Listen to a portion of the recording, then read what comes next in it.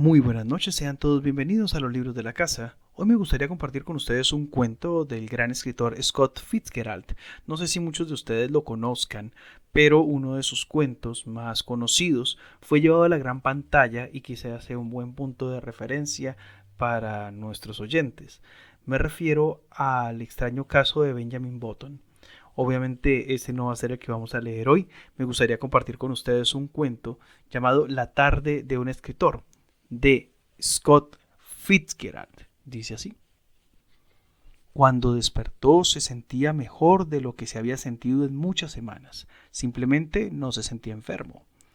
Se apoyó un momento en el marco de la puerta que separaba su dormitorio y el baño hasta que estuvo seguro de que no se había mareado.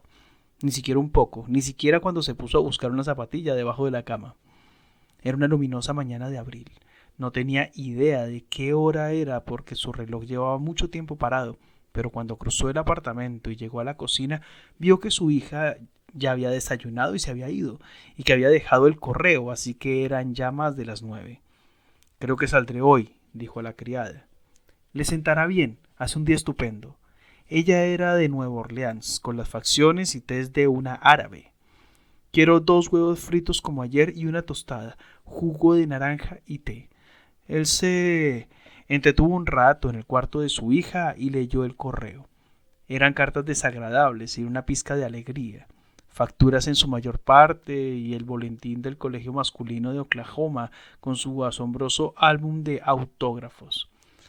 Sam Goldwyn haría una película de ballet con Spicy-Watson y quizá no la hiciera.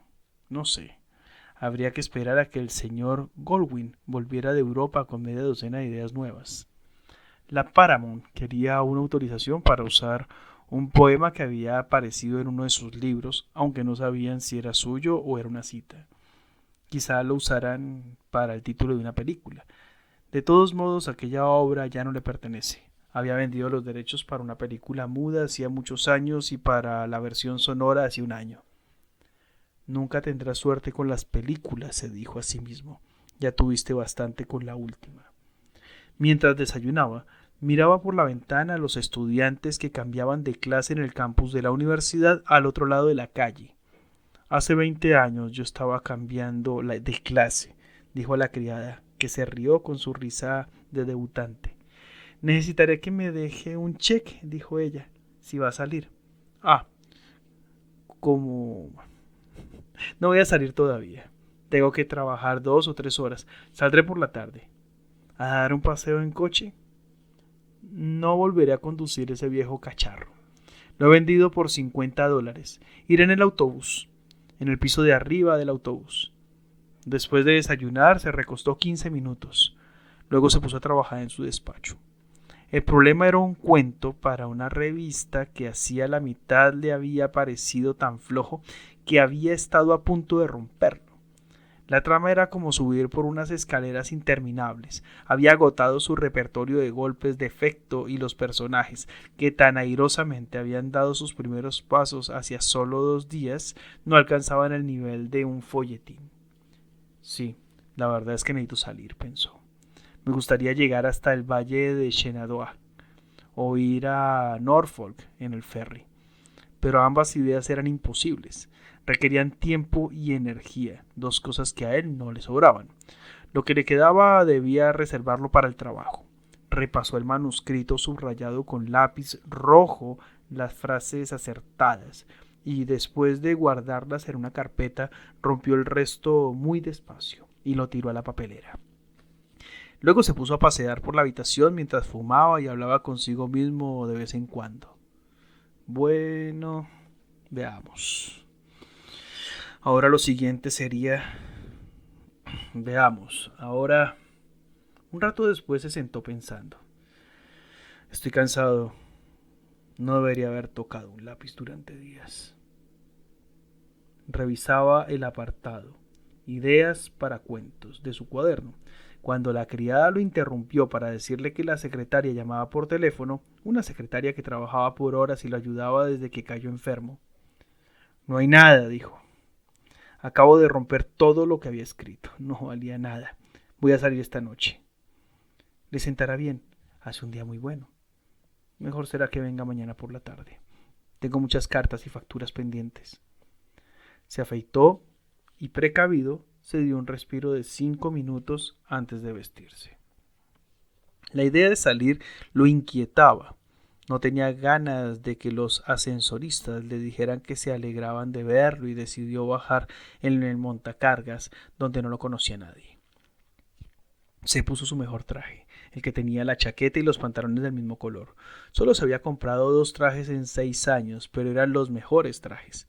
Solo la chaqueta del que acaba de ponerse le había costado $110, ya que debía tener un destino. No era bueno ir a ningún sitio sin haberse fijado un destino. Se metía un tubo de champú en el bolsillo para que lo usara el barbero y también una ampolla de luminol. El perfecto neurótico, se dijo, mirándose al espejo, su producto de una idea de escoria en un sueño. Fue a la cocina y se despidió de la criada como si se fuera a Little America. Una vez en la guerra había requisado por pura fanfarronería un vehículo y lo había conducido de Nueva York a Washington para estar en el cuartel a la hora de pasar revista.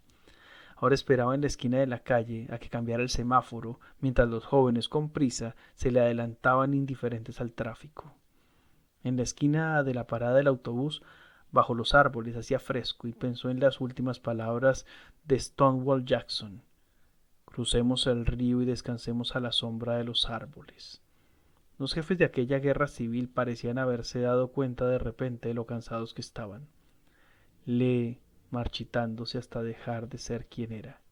Grant, escribiendo desesperadamente sus recuerdos antes de morir. El autobús era tal como se había imaginado.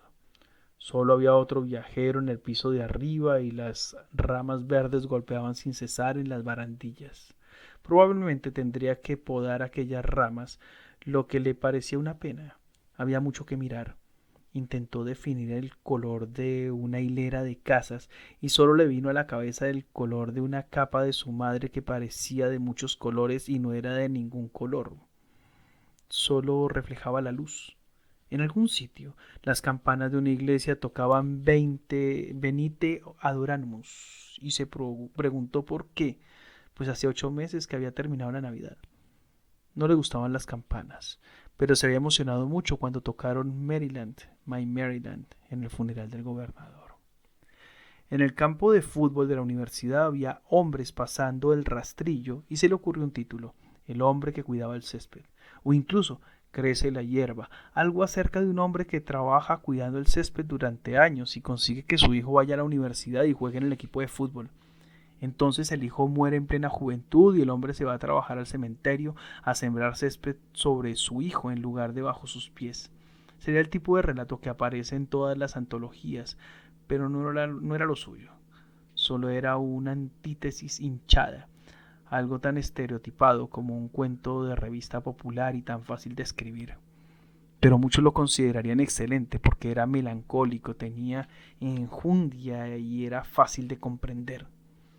El autobús pasó una desvaída estación de ferrocarril de estilo neoclásico a la que daban vida las camisas azules y gorras rojas de los mozos.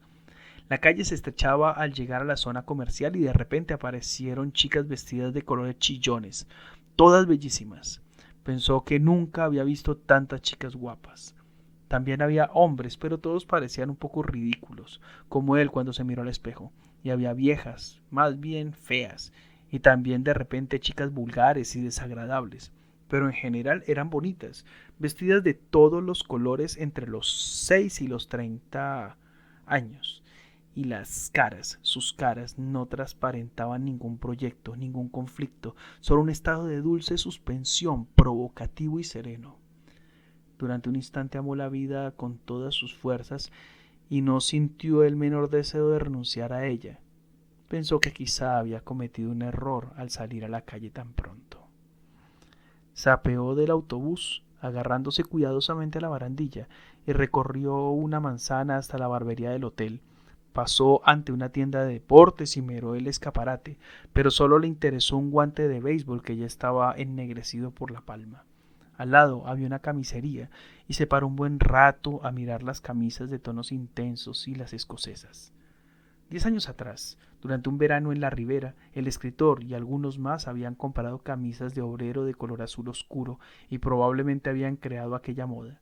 Le gustaron las camisas a cuadros, llamativas como uniformes, y deseó tener 20 años e ir a un club de playa con el cielo pintado como un ocaso de Turner o un amanecer de Guido Reni. La barbería era espaciosa, llena de luz, perfumada. Hacía meses que el escritor no iba al centro de la ciudad para semejante cometido y se encontró con que su barbero de siempre estaba enfermo, con artritis. Así que le explicó a su compañero cómo usar el champú, rechazó el periódico y se sentó, casi feliz, sensualmente satisfecho al sentir los fuertes dedos en el cuero cabelludo, mientras le venía a la memoria el recuerdo agradable y entremezclado de todos los barberos que había conocido. Una vez había escrito un cuento sobre un barbero. En 1929, el propietario de su barbería favorita en la ciudad donde vivía entonces había ganado una fortuna de $300,000 gracias a las confidencias de un industrial de la zona y estaba a punto de retirarse. El escritor se despreocupó del asunto porque estaba a punto de irse a Europa a pasar unos años con los que tenía ahorrado. Y aquel otoño, al oír cómo aquel barbero había perdido toda su fortuna, se decidió a escribir un cuento disfrazando con cuidado los detalles, pero girando siempre sobre la idea de un barbero que prospera para luego hundirse. Llegó a sus oídos, sin embargo, que en la ciudad habían reconocido la historia y había provocado cierta irritación. El lavado terminó. Cuando salió al vestíbulo, una orquesta empezó a tocar en el bar del otro lado de la calle y se detuvo un momento en la puerta para oírla. Hacía tanto que no bailaba, 2 noches quizá en 5 años, aunque una reseña de su último libro había mencionado que era un fanático de los cabarets. La misma reseña decía también que era infatigable. Algo cuando aquella palabra resonó en su mente le hizo daño y sintió que le acudían a los ojos lágrimas de debilidad y se fue. Era como al principio, hacía 15 años, cuando decían que tenía una facilidad terrible, y él trabajaba como un esclavo en cada frase para no darle la razón. Otra vez me estoy amargando, se dijo, y no es bueno, no es bueno. Tengo que volver a casa. El autobús tardó mucho tiempo en llegar, pero no le gustaban los taxis y todavía esperaba que le sucediera algo en el piso de arriba del autobús mientras pasaba entre los árboles de la avenida. Cuando por fin llegó el autobús le costó algún trabajo subir los escalones, pero valió la pena porque lo primero que vio fue a 2 alumnos de preuniversitario, un chico y una chica, sentados sin ninguna timidez en el pedestal de la estatua del general Lafayette, con toda la atención concentrada en sí mismos. El aislamiento de los 2 chicos lo emocionó y pensó que debería aprovecharlo profesionalmente, aunque solo fuera para compararlo con el creciente retraimiento de su vida y la necesidad cada vez mayor de cosechar en un campo ya muy cosechado. Necesitaba una deforestación y era absolutamente consciente de ello, y esperaba que el terreno soportara una nueva siembra. Nunca había sido el mejor terreno posible, pues había tenido una temprana debilidad por lucirse en lugar de escuchar y observar. Ahí estaba el edificio de apartamentos. Miró hacia arriba, a las ventanas de su casa, en el segundo piso, antes de entrar. La residencia del escritor de éxito, se dijo. Me gustaría saber qué libros maravillosos estaré escribiendo. Debe ser magnífico disfrutar de un don semejante, pasar la vida sentado con un lápiz y un papel, trabajar cuando quieres, ir a donde te da la gana. Su hija todavía no había llegado, pero la criada salió de la cocina y dijo: ¿Se lo ha pasado bien? Perfecto, dijo. He estado patinando, he ido a la bolera, he jugado con el abominable hombre de las nieves y he terminado en un baño turco. ¿Ha llegado algún telegrama? Nada. ¿Puede traerme un vaso de leche? Atravesó el comedor y entró en su despacho.